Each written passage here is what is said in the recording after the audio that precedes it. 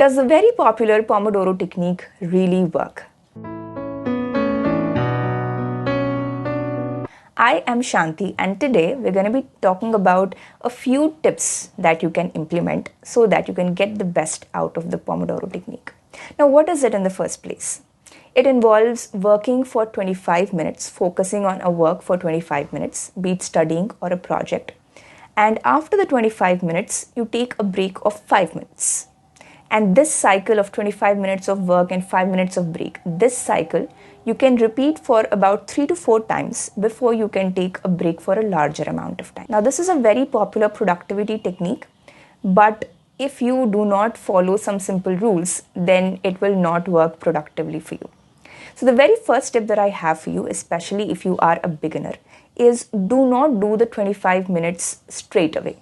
Alright, 25 minutes is quite a large amount of time to focus, and if you are someone who's especially unable to focus, then 25 minutes will not feel very good and you will not be able to sustain it even if you do for a day or two. So what you can do, you put a stopwatch and you start studying or working, whatever work that you want to do, and the moment you feel that you're getting distracted and the moment you feel like this, you cannot focus on this anymore, see how much time you have studied for. All right, now let's say that time is as little as 10 minutes. Then you keep it a target to study only for 12 minutes and slowly increase that target with each day or each hour. You slowly increase the target to at least 20 minutes before you take a break, before you actually implement the Pomodoro philosophy. This is the first tip that I have for you. Now, the second tip that I have for you is what to do in those 5 minutes of time. Now, remember that your brain is focusing for 20 to 25 minutes and 5 minutes is meant for your brain to rejuvenate. All right. And so if you are doing another work which is using too much of your brain energy, then that's not going to work. Like, for example, you see videos, Instagram reels or shorts, you keep seeing multiple videos, then you're going to get tired out.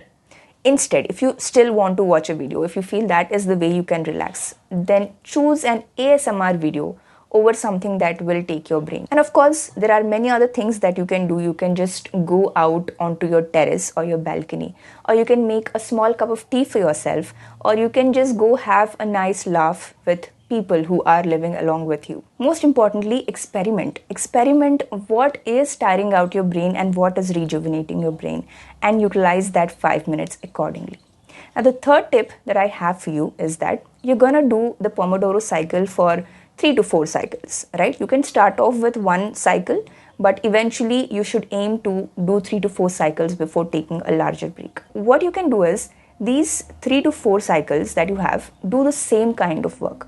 For example, if you are preparing for an exam, there will be 2 kinds of work. What is that? One thing is to understand, read the concepts. Okay, so that can be listening to lectures or reading your notes or revising. The second kind of work that you have is solving problems, right? So for the 3 to 4 Pomodoro cycles that you're doing at one go, pick up only one kind of work.